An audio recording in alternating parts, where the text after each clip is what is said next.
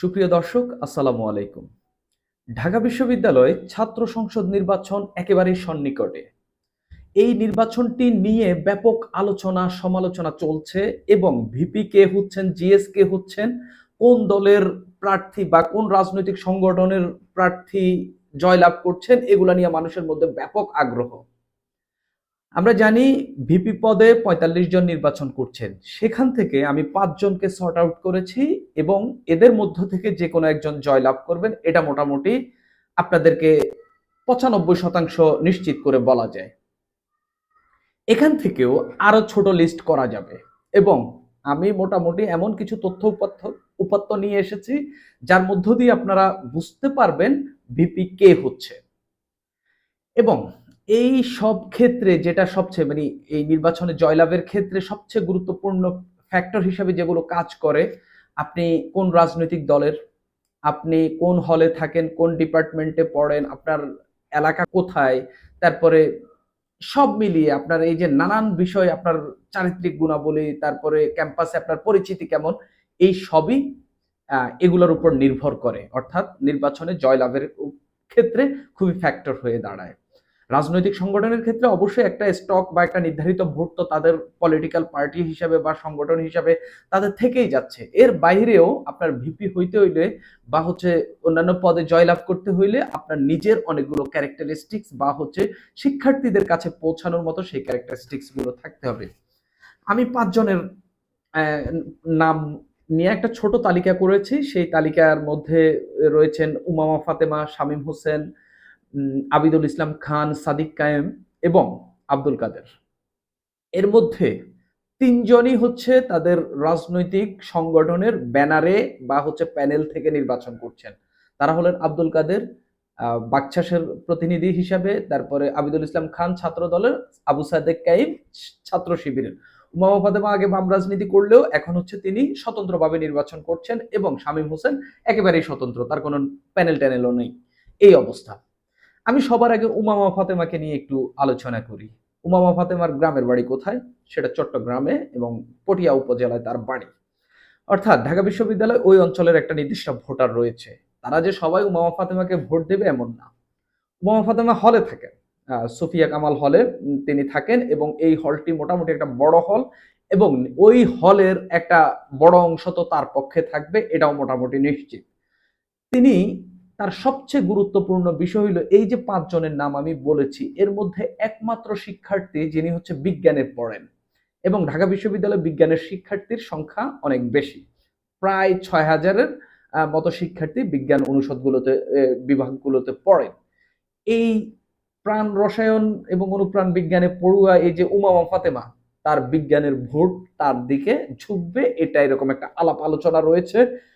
তিনি বর্তমানে কোনো রাজনৈতিক সংগঠনের সঙ্গে যুক্ত না থাকলেও এর আগে তিনি শেখ হাসিনার পতনের আগে তিনি ছাত্র ফেডারেশনে ঢাকা বিশ্ববিদ্যালয়ের সদস্য সচিব ছিলেন সম্ভবত।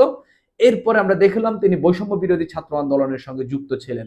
তবে এই দুই গ্রুপের কোনোটার ভোট তার পাওয়ার কথা না, কেননা বৈষম্য বিরোধী ছাত্র আন্দোলনের থেকে আপডেট হয়ে যে বাকছাস তৈরি হয়েছে তাদের প্যানেল রয়েছে এবং বামদের অনেকগুলো প্যানেল রয়েছে। তবে স্বতন্ত্রভাবে সাধারণ শিক্ষার্থীদের অনেক ভোট উমামা ফাতেমা পেতে পারেন এবং ক্যাম্পাসে একটা জনশ্রুতি তৈরি হয়েছে যে এই উমামা ফাতেমার পক্ষে অনেক উপরের জায়গা থেকে কাজ করা হচ্ছে।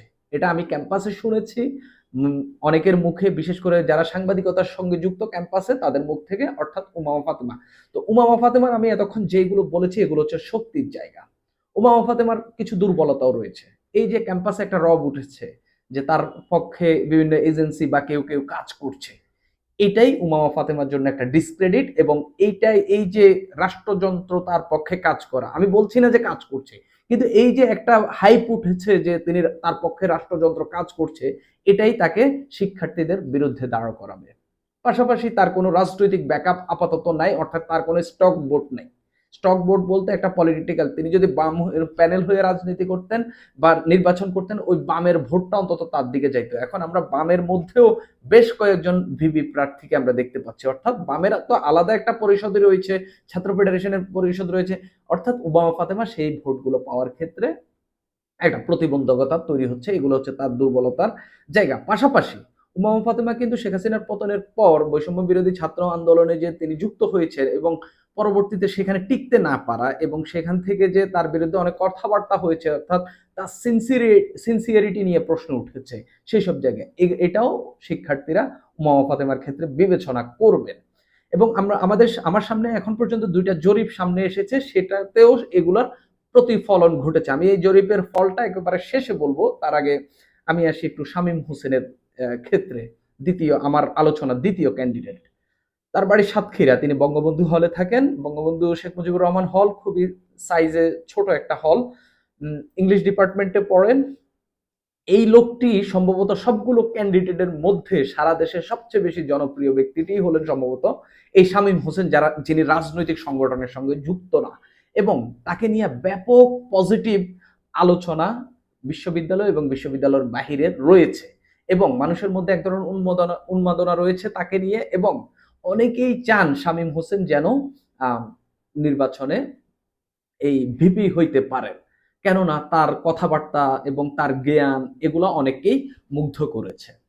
সেই জায়গায় শামীম হোসেনের ক্যাম্পাসে এবং ক্যাম্পাসের বাইরে, যেহেতু ক্যাম্পাসের বাইরে ধরেন আমার শামীম হোসেনের প্রতি এক ধরনের মুগ্ধতা থাকতে পারে, বা ধরেন অনেকে থাকতে পারে, এই মুগ্ধতা তো তার কোনো কাজে আসবে না। কেন কাজে আসবে না? কারণ আমরা তো তাদেরকে ভোট দিতে পারবো না। তো এটা হচ্ছে শামীম হোসেনের সবচেয়ে বড় লিমিটেশন। তার ব্যাপক জনপ্রিয়তা তৈরি হয়েছে এবং তার পক্ষে অনেকেই কথা বলছেন, কিন্তু তার স্টক ভোট নাই, এবং স্টক বলতে যেহেতু তার পলিটিক্যাল ব্যাকআপ নেই, যেহেতু তিনি কোনো প্যানেল থেকে রাজনীতি করছেন না, যেহেতু তিনি কোনো রাজনীতির সঙ্গে সংযুক্ত না, সেই কারণে তার এই এই ক্ষেত্রে তার একটা প্রতিবন্ধকতা রয়েছে। তবে কিছু জরিপে আমরা দেখতে পেয়েছি যে শামীম হোসেন নারীদের ভোট পাওয়ার ক্ষেত্রে অনেকটাই এগিয়ে রয়েছেন, অর্থাৎ মেয়েদের মাঝে, অর্থাৎ নারী শিক্ষার্থীদের মাঝে শামীম হোসেনের ব্যাপক জনপ্রিয়তা রয়েছে। এখন দেখা যাক এই রাজনৈতিক দলগুলোর এই নেতাদেরকে ডিঙিয়ে তিনি আসলে টিকে আসতে পারেন কিনা। তবে শামীম হোসেন কিছুটা বাম ঘরনার রাজনৈতিক মতাদর্শ নিয়ে শেখ হাসিনার পতনের আগে আমরা তাকে বিভিন্ন কর্মসূচিতে দেখেছি। কেউ কেউ বলে থাকেন তার ছাত্রলীগের কানেকশন রয়েছে, এবং বিশ্ববিদ্যালয়ে ছাত্রলীগের যে ভোটগুলো রয়েছে এটার অনেকটাই শামীম হোসেনের পক্ষে যাবে। এটা শামীম হোসেনের হচ্ছে কিছুটা স্ট্রং দিক, মানে ভোট পাওয়ার ক্ষেত্রে। আর তার দুর্বলতার দিকটা হইলে সে কোনো পলিটিক্যালি রাজনৈতিক সংগঠনের সঙ্গে যুক্ত না, সেই কারণে তার স্টক ভোট নাই, এবং তার ক্লিয়ার কাট এবং দীর্ঘ হঠাৎ করেই তিনি হচ্ছে প্রার্থী হয়ে গেছেন। এই কারণে যে হচ্ছে তার ক্ষেত্রে কিছু প্রতিবন্ধকতা থাকছে। আব্দুল কাদের, তার বাড়ি লক্ষ্মীপুরে, আমার ওই অঞ্চলে বিজয় ৭১ হলে থাকেন। তিনি সমাজ কল্যাণ ও গবেষণা ইনস্টিটিউটের শিক্ষার্থী। তিনি এই বৈষম্য বিরোধী ছাত্র আন্দোলন, অর্থাৎ শেখ হাসিনার পতনের পর বৈষম্য বিরোধী ছাত্র আন্দোলন যেটা হয়েছে, সেই ছাত্র আন্দোলন থেকে আমরা দেখলাম ক্যাম্পাস ভিত্তিক একটা সংগঠন চালু হয়েছে যেটার নাম বাংলাদেশ গণতান্ত্রিক ছাত্র সংসদ। এই গণতান্ত্রিক ছাত্র সংসদের আহ্বায়ক কিংবা সভাপতি হচ্ছেন এই আব্দুল কাদের।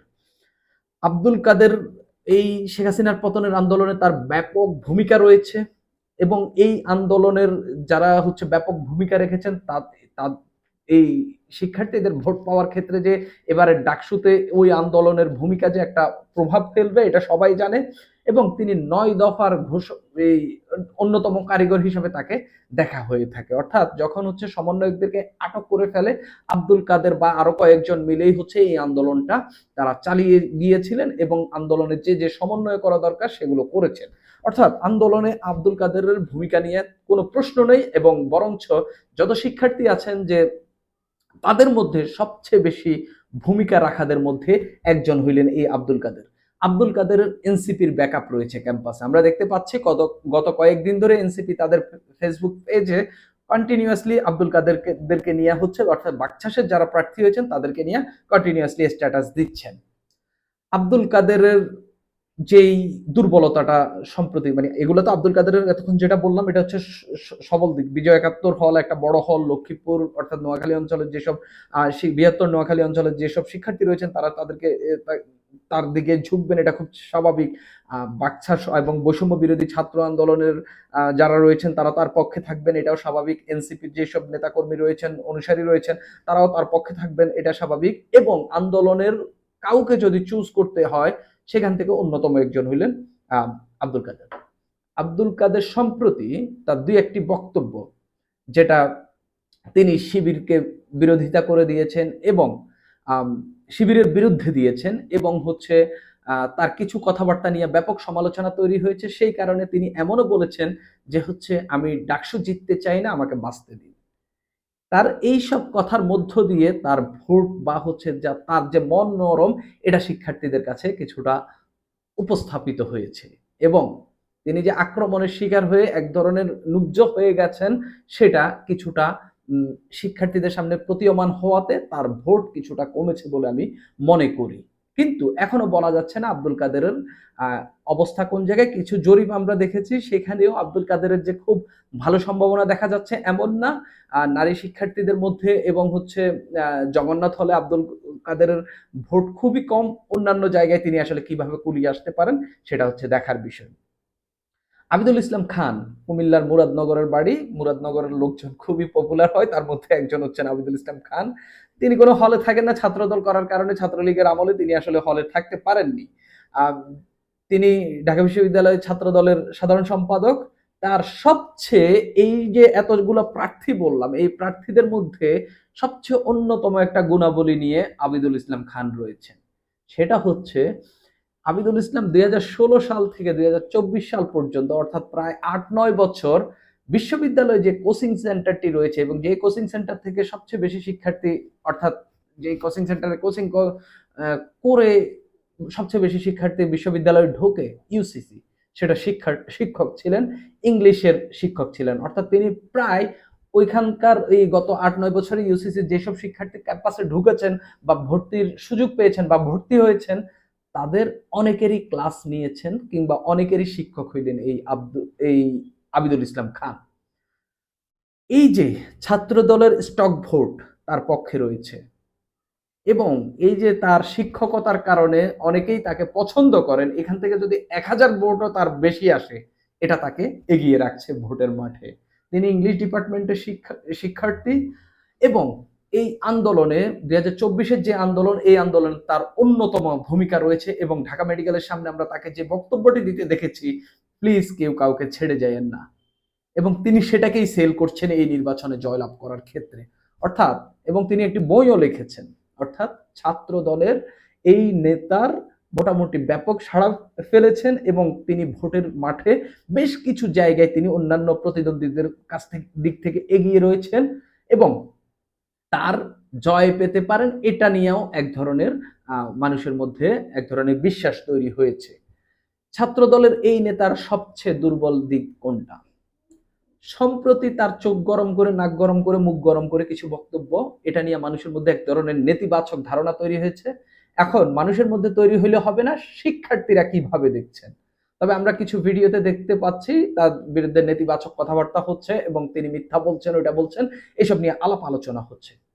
তবে ছাত্র দলের এই প্রার্থীর সবচেয়ে বড় দুর্বলতা যেটা হইল, অনেকেই ছাত্রদল এবং ছাত্রলীগকে মুদ্রার এপিঠ ওপিঠ মনে করে এবং এখান থেকে কেউ যদি ভিপি নির্বাচিত হন, শিক্ষার্থীদের অনেকেই মনে করেন ঠিক ছাত্রদল যা করেছে, ছাত্রলীগ যা করেছে, ছাত্রদল একই কায়দায় বিশ্ববিদ্যালয়ে পেশি শক্তির রাজনীতি করবে, শিক্ষার্থীদের গণরুম, গেস্ট রুম তাদের কথা মতো, কমপ্লিটলি তাদের কথা মতো ক্যাম্পাস এবং হলগুলো চালাবে। এই ভয় শিক্ষার্থীদের মধ্যে রয়েছে সেই জায়গা থেকে এবং তাদের ব্যাপক প্রতিদ্বন্দ্বী রয়েছে, তার মধ্যে শিবির, বাকছাস এবং অনেকেই, সেখান থেকে তাদেরও ভোট অনেকেই কাটতে পারে এবং ইংলিশ ডিপার্টমেন্ট থেকে বেশ কয়েকজন ভিপি প্রার্থী হয়েছেন, সেই জায়গাও একটা দুর্বলতা এবং তার কোনো হল নেই। অর্থাৎ তার এই হলের ভোট পাওয়ার ক্ষেত্রে তিনি একটু পিছিয়ে থাকবেন বলে আমি মনে করছি। এগুলো তার দুর্বলতা। সর্বশেষ আমি যার কথা বলতে চাই, তিনি হলেন আবু সাদিক কায়েম। তার বাড়ি হচ্ছে খাগড়াছড়িতে। তিনি বিশ্ববিদ্যালয়ের ঐতিহ্যবাহী একটা হল এবং মোটামুটি বড়সড় একটা হল, মাস্টারদা সূর্য সেন হলে তিনি থাকেন। তিনি রাষ্ট্রবিজ্ঞানের শিক্ষার্থী, অনার্স মাস্টার্স করেছেন। অর্থাৎ বিশ্ববিদ্যালয়ে মোটামুটি তার এক ধরনের জনপ্রিয়তা এবং সিনিয়রিটির দিক থেকে তিনি অনেক এগিয়ে রয়েছেন। অন্যান্য প্রার্থীরাও তার অনেকেই তার তার সিনিয়রও রয়েছেন, কিন্তু তিনি এগিয়ে রয়েছেন। তিনি শিবিরের নেতা এবং আমরা যখন শেখ হাসিনার পতন হলো এর পরেই দেখলাম শিবিরের ঢাকা বিশ্ববিদ্যালয়ের সভাপতি হিসেবে তিনি আমাদের সামনে এসেছেন এবং বর্তমানে তিনি শিবিরের কেন্দ্রীয় প্রকাশনা বিষয়ক সম্পাদক।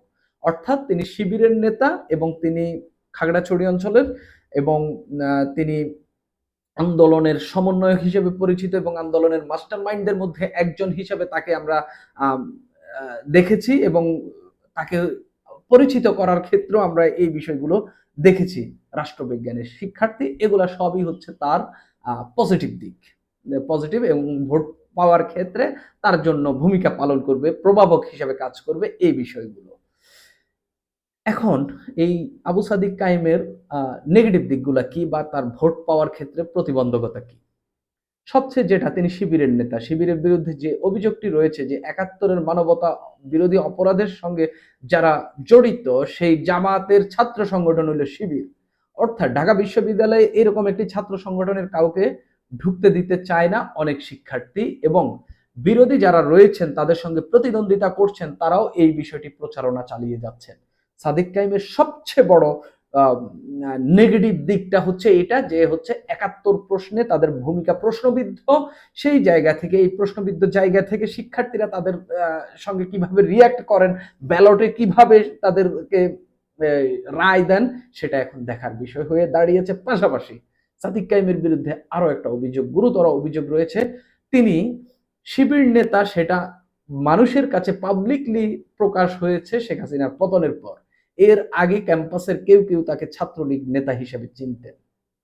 এটা হইল এই তার অন্যতম একটা ডিসক্রেডিবল জায়গা, যেটা হচ্ছে তিনি ভোটের মাঠে তাকে একটু হইলেও পিছিয়ে দিচ্ছে।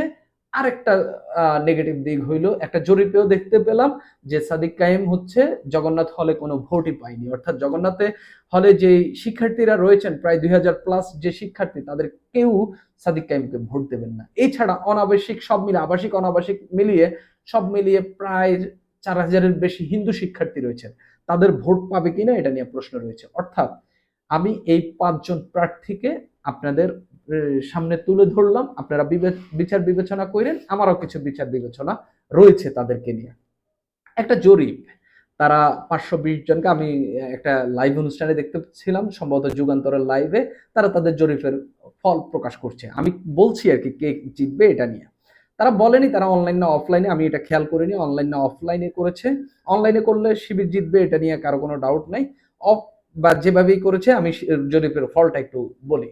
১৪টি হলে তারা শুধুমাত্র আবাসিক শিক্ষার্থীদের কাছে গিয়েছেন, অনাবাসিক শিক্ষার্থীদের কাছে যায়নি। ৫২০ জনের মতামত তারা নিয়েছেন, এর মধ্যে ৯৫% বলেছেন তারা ভোট দেবেন। এর মধ্যে এই ৯৫%-এর মধ্যে ৭৫% বলছেন যে ভিপি পদে তারা কাকে ভোট দেবেন এটা মোটামুটি ঠিক করে ফেলেছেন। বাকি ২৪-২৫% এখনো করেননি।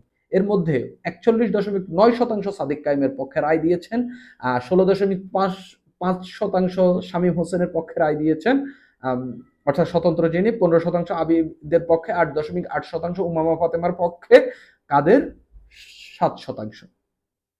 সোচ্চার নামে একটা জায়গা, একটা সংগঠন একটা জরিপ করেছে, তারা সাদিক কায়েমের পক্ষে ৩৪% এবং আবিদের পক্ষে ৭% রায় পেয়েছে। অর্থাৎ এই জরিপগুলোতে এখন পর্যন্ত সাদিক কায়েমই এগিয়ে রয়েছে।